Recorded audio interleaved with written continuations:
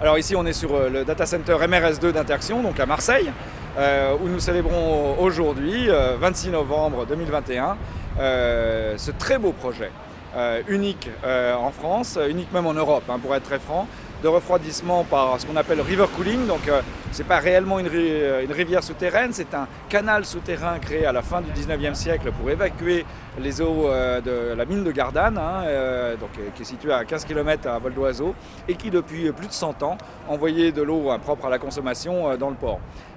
Nous avons travaillé beaucoup avec le groupe EDF, avec Dalkia, pour pouvoir récupérer les frigories, parce que cette eau qui se gorge des nappes phréatiques des collines environnantes de Marseille, et puis aussi des eaux d'infiltration, a le bon goût d'être toujours, tout le long de l'année, moins de 15 degrés de température. Et ça tombe bien, c'est le niveau de consigne de nos boucles d'eau glacée, qu'on appelle d'eau glacée, mais qui ne sont pas faites d'eau glacée, puisqu'elles sont à 14-15 degrés. Et donc ça nous permet, depuis juillet 2021, pour notre bâtiment MRS2, MRS3 sur ma droite, de pouvoir refroidir naturellement, 100% du temps, nos data centers. Alors c'est majeur comme innovation, d'ailleurs soutenu à ce titre par l'ADEME, par la région PACA, puisque c'est la première fois qu'on peut avoir les bâtiments les plus efficients d'Europe sous le soleil de Marseille.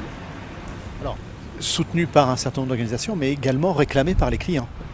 Alors, nos clients, nos employés, nos investisseurs, les citoyens que nous sommes tous et les citoyens environnant nos data centers attendent que les leaders tels qu'Interxion fassent de l'innovation pour aller dans la dimension de la transition énergétique. Le meilleur kilowatt, c'est celui qu'on ne consomme pas. Et c'est pour ça que Interxion, depuis très longtemps, en tout cas en France depuis 2014, est engagé dans toutes les solutions innovantes, bien sûr dans l'achat d'énergie verte réinjectée dans le réseau français, mais ça c'est pas le plus compliqué. Travailler sur des innovations comme celle du river cooling, ça réclame une compétence du personnel d'Interxion au niveau engineering, au niveau opérationnel, parce qu'il faut le faire tourner derrière, et puis de s'appuyer sur des partenaires essentiels, bien sûr comme Dalkia, mais également Schneider, Capingelec, Victolic, qui ont collaboré à ce très beau projet, encore une fois, qui marche. Une dernière question. Ce projet est innovant, mais il est unique. MRS2, MRS3, MRS4 en profitent. D'autres projets vont émerger.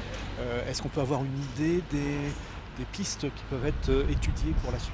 Alors, malheureusement, la rivière, elle n'est pas partout où nous ou d'autres acteurs mettent des data centers. Ce n'est pas forcément un système reproductible, mais néanmoins, ça prouve bien la volonté constante d'Interxion de toujours aller chercher une solution possible en fonction de l'endroit où on pose nos data centers.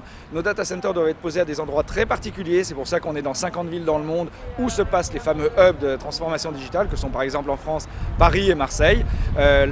Néanmoins, je pense que cet exemple-là, il y en a d'autres. Peut-être que ça peut être utilisé par d'autres dans des bâtiments peut-être de moindre envergure que ceux d'Interxion, mais qui pourraient de toute façon bénéficier de cette technologie et qui permettrait à toute la dimension de la transition digitale d'être aussi en accord avec la transition environnementale. Alors, c'est aussi pour ça que Interxion, depuis des années, s'appuie sur des grands groupes à l'expertise reconnue.